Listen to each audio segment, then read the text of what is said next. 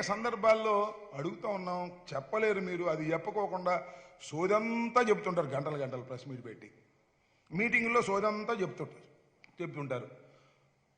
3 సార్లు ముఖ్యమంత్రిగా చేసే అవకాశం మీకు ఇస్తే 3 సార్లు క్యాబినెట్ని పరిపూర్ణంగా నిర్మించుకునేటటువంటి అవకాశం ఉభయ రాష్ట్రాల్లో 2 సార్లు, ఆంధ్రప్రదేశ్లో 1 సారి ప్రజలు మీకు ఇస్తే, ఓ నారా చంద్రబాబు నాయుడు గారు, నేను సూటిగా అడుగుతా ఉన్నా, సమాధానం చెప్పండి. 68% బీసీ, ఎస్సీ, ఎస్టీ, మైనారిటీలకు జగన్మోహన్ రెడ్డి గారు ఒక్కసారి అవకాశం ఇస్తే మంత్రివర్గంలో స్థానం కల్పించాడే. ఒక్క రోజైనా నువ్వు 68% కదా 50% ఇచ్చావే? నాకు అర్థం కాలేదు. ఎస్సీలన్నా, ఎస్టీలైనా, బీసీలైనా, మైనారిటీలైనా నీ పల్లకి మోసేవారే అనుకున్నావు తప్ప పల్లకి ఎక్కేవారు కాదని భావించినటువంటి దుర్మార్గమైనటువంటి పరిపాలన మీది చంద్రబాబు నాయుడు గారు. అందుకే మీకు 23 సీట్లు ఇచ్చారు. అది గుర్తుపెట్టుకోమని ఈ సందర్భంగా మనవి చేస్తున్నా. 3 సార్లు ముఖ్యమంత్రిగా చేశారు, 14 సంవత్సరాలు ముఖ్యమంత్రిగా చేశారు. పేదవాడికి ఇళ్ల పట్టాలు ఇచ్చినటువంటి సందర్భాలు ఉన్నాయా? ఎస్, నేను చెప్తున్నా, జగన్మోహన్ రెడ్డి గారు ఒక్కసారి అవకాశం ఇస్తే ఈ రాష్ట్రంలో 30 లక్షల మందికి ఇళ్ల పట్టాలు ఇచ్చినటువంటి ఘనత జగన్మోహన్ రెడ్డి గారికి దక్కుతుంది. ఇవి ఒక్కసారి ఆలోచించుకోమని మనం చేస్తున్నాం. అంతేకాదు, 2,41,00,000 రూపాయలు సంక్షేమ కార్యక్రమానికి బటన్ నొక్కి ఏ విధమైనటువంటి ఫిల్ఫరేజీ లేకోకుండా, మధ్యవర్తులు లేకోకుండా, ఈవెన్ కరోనా సమయంలో కూడా ప్రజలకు సంక్షేమ కార్యక్రమాలు అందించినటువంటి ఘనత జగన్మోహన్ రెడ్డి గారిని మనం చేస్తున్నా. ఇవన్నీ చూసిన తర్వాత భయం పుడుతున్నట్టుంది చంద్రబాబు నాయుడు గారికి. మళ్ళీ తిరిగి వచ్చే అవకాశం లేదు. చాలా విస్పష్టమైనటువంటి అంశం ఇది. నిన్న మనం చేస్తున్న ఏనాడైనా చంద్రబాబు నాయుడు గారు 14 సంవత్సరాలు ముఖ్యమంత్రిగా ఉన్నారు, 3 సార్లు ముఖ్యమంత్రిగా ఉన్నారు ఉమ్మడి రాష్ట్రానికి. ఇక్కడికి ప్రభుత్వ పాఠశాలల పట్ల మంచి చూపు చూశారా? బాగు చేశారా? ప్రభుత్వ పాఠశాలను మూసివేశారు, ప్రైవేటు పాఠశాలలకు రాజమార్గం వేశారు. అలాంటి దౌర్భాగ్యమైనటువంటి పరిపాలన మీది.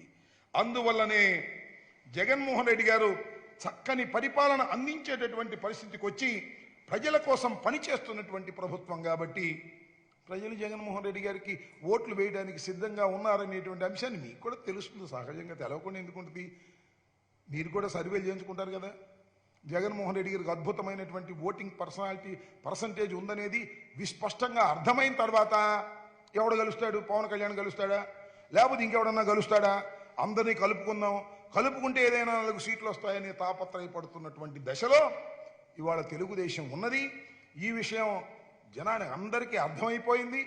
మా మార్పుల మీద, మాకు సంబంధించినటువంటి అంతర్గత విషయాల మీద ఏదో బాధ కలిసే విధంగా మాట్లాడటం చాలా దురదృష్టకరమైనటువంటి అంశమని కూడా ఈ సందర్భంగా మనవి చేస్తున్నా.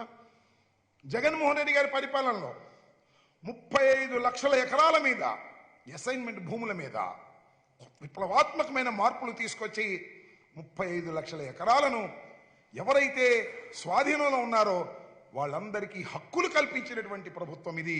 ఇలాంటి అనేక సంస్కరణలు తీసుకొచ్చినటువంటి ప్రభుత్వం ఇదని కూడా ఈ సందర్భంగా నేను మనవి చేస్తున్నాను. ఇక యువగళం ఏంటది? యువగళమేనా? ఏమండి చంద్రబాబు నాయుడు గారు యువగళం అని బయలుదేరారు. యువగళం రేపు ఎప్పుడో పూర్తి అవుతుందని అంటున్నారు. అవుతుందట. ఏమండి మీ అబ్బాయి లోకేష్ బాబు యువగళంలో ఇన్ని కిలోమీటర్లు నడిచానని చెప్తున్నారు కదా, ఏమైనా ఎదిగాడండి? ఒక నాయకుడిగా గుర్తింపు వచ్చిందండి? ఎదగలే చదివేగల వీటేమైనా తగ్గాడేమో మరి నాకు తెలియదు. అది ఒక యాత్ర.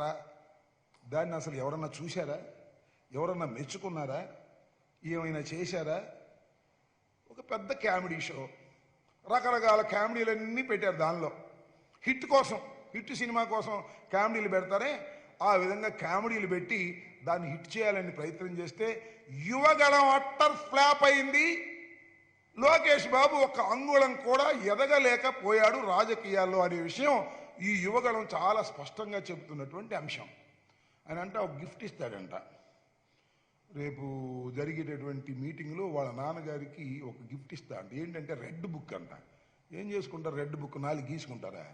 మీరు అధికారంలోకి వచ్చేదా చచ్చేదా? రెడ్ బుక్ తీసుకొచ్చి ఏదో చేస్తామని ప్రగల్భాలు పలికేటటువంటి పరిస్థితికి మీరు దిగజారిపోయారు. ఈ దిగజారిపోయినటువంటి తెలుగుదేశం పార్టీ గురించి పదే పదే మాట్లాడాలంటే మాకు కూడా ఇసుగ్గా ఉంది. అయినా ఏదో తప్పదు కదా, మీరు మాట్లాడేటటువంటి మాటలకు సమాధానం చెప్పవలసినటువంటి బాధ్యత మాకున్నది. చివరికి పవన్ కళ్యాణ్ మీరు కలిసిన 0-0 కలిస్తే 0-0 ఇంటూ అయినా కూడా అది 0 అవుతుందనే వాస్తవాన్ని మీరు గమనించాలి. ఎన్నికల్లో అది నిరూపణ అవుతుందని ఈ సందర్భంగా నేను చెప్పదలుచుకున్నాను. చంద్రబాబు నాయుడు గారు, లోకేష్ బాబు గారు, అదేవిధంగా పవన్ కళ్యాణ్ గారు ముగ్గురు కలిసి వచ్చిన అసలు నాకు అర్థం కాల. చంద్రబాబు నాయుడు గారు నేను ఒకటి అడుగుతా, చెప్పండి, మీ దగ్గర దమ్ము ఉంటే ధైర్యం ఉంటే అసలు పవన్ కళ్యాణ్కి ఎన్ని ముష్టేయాలనుకుంటున్నారు? మీరు ఎన్ని సీట్లు ముష్టేయాలనుకుంటున్నారు? పవన్ కళ్యాణ్ ఎన్ని తీసుకోవాలనుకుంటున్నాడు? ఇది చెప్పండి. అంతేకాదు, మీ ఇద్దరు కలిసింది రాష్ట్ర భవిష్యత్తు కోసం అట. అయ్యా, మీ ఇద్దరు కలిశారు కదా ఇంతకుముందు ఒకసారి, కలిసి అధికారంలోకి వచ్చారు కదా. ఏమి రాష్ట్ర భవిష్యత్తును కాపాడారు మీరు చెప్పండి? అవంగానే మళ్ళీ తిట్టుకున్నారుగా, అవంగానే మళ్ళీ కొట్టుకున్నారుగా, అవంగానే మళ్ళీ ఒకళ్ళొకళ్ళు విమర్శించుకున్నారు కదా. మీది కలహాల కాపురం అని తేలిపోయింది కదా. ఆ రోజున మోడీ గారు మీతో కలిసి ప్రయాణం చేసిన, పవన్ కళ్యాణ్ గారు మీతో కలిసి ప్రయాణం చేసిన, ఎన్నికలు అయిపోయిన తర్వాత మోడీ గారిని మీరు విమర్శించారు, మిమ్మల్ని మోడీ గారు విమర్శించారు. పవన్ కళ్యాణ్ గారు మోడీ గారిని నిన్ను విమర్శించారు. మళ్ళీ వాళ్ళు వచ్చి మేము కలుస్తున్నాం రాష్ట్ర భవిష్యత్తు కోసం. ఒకసారి కలిసి మీరు రాష్ట్ర భవిష్యత్తును సర్వనాశనం చేసి మళ్ళా కలిసి ఏం చేయబోతారో ప్రజలకు తెలియదని అనుకోకండి అని ఈ సందర్భంగా నేను చెప్పదలుచుకున్నాను.